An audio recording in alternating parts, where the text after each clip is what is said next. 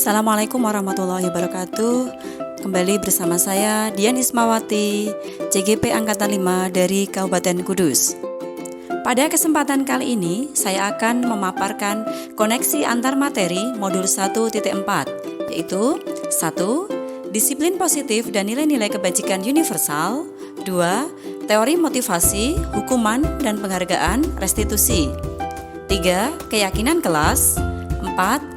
Kebutuhan dasar manusia dan dunia berkualitas. 5. Restitusi. Dan yang terakhir, segitiga restitusi. Untuk yang pertama yaitu disiplin positif dan nilai kebajikan universal. Dalam hal ini kita harus mengadakan perubahan paradigma tentang teori kontrol, yaitu ilusi bahwa guru itu mampu mengontrol murid, ilusi bahwa kritik dan membuat orang merasa bersalah dapat menguatkan karakter, juga ilusi bahwa semua penguatan positif itu efektif dan bermanfaat, dan yang terakhir ilusi bahwa orang dewasa memiliki hak untuk memaksa.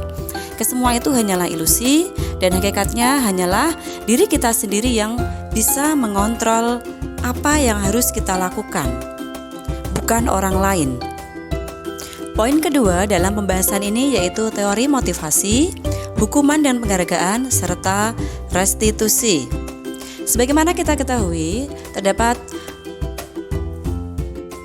3 teori motivasi perilaku manusia. Yang pertama yaitu untuk menghindari ketidaknyamanan atau hukuman. Yang kedua, untuk mendapatkan imbalan dari orang lain. Dan yang ketiga, untuk menghargai diri sendiri. Dari ketiga teori motivasi tersebut, motivasi yang terakhir yaitu untuk menghargai diri sendiri merupakan motivasi internal dengan tujuan disiplin positif bagi diri kita sendiri. Hal ini sejalan dengan pernyataan dari Ki Hajar Dewantoro bahwa diri kita itu harus merdeka. Dalam artian tidak hanya terlepas dari perintah orang lain, akan tetapi juga cakap untuk membuat dan memerintah diri kita sendiri.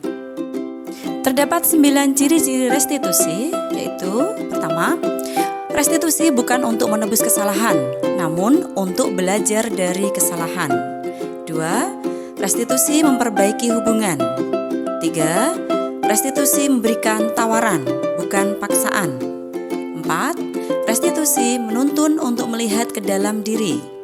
Berikutnya, restitusi mencari kebutuhan dasar yang mendasari semua tindakan.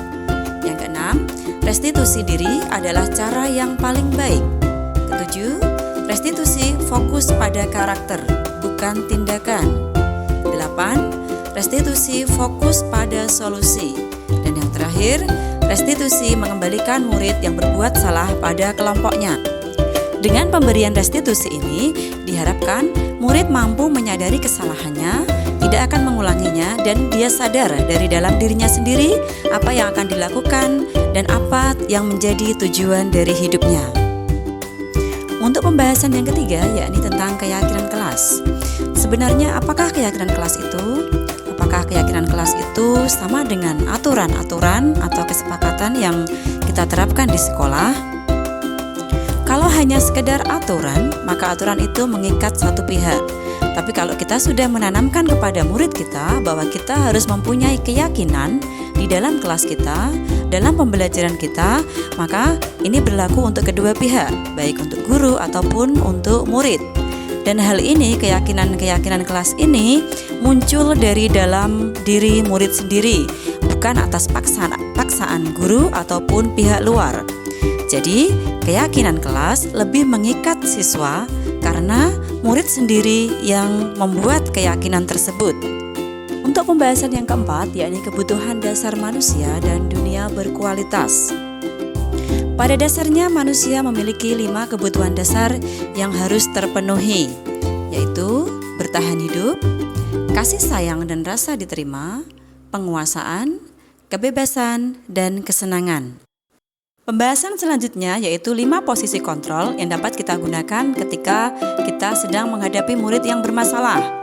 Di antaranya, 1. Sebagai penghukum, 2. Pembuat orang merasa bersalah, 3. Sebagai teman, 4. Sebagai pemantau, dan yang kelima sebagai seorang manajer. Pembahasan terakhir yaitu segitiga restitusi.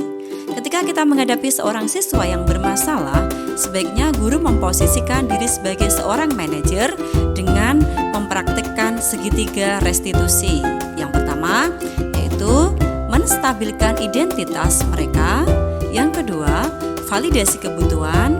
Dan yang terakhir, menanyakan keyakinan.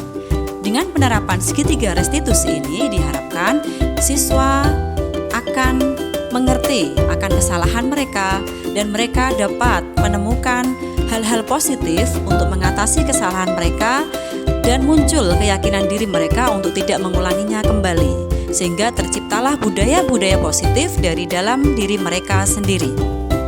Demikianlah tadi pembahasan tentang budaya positif yang bisa kita laksanakan di lingkungan sekolah kita. Semoga murid-murid kita menjadi murid yang berpribadi positif, senang dan bahagia.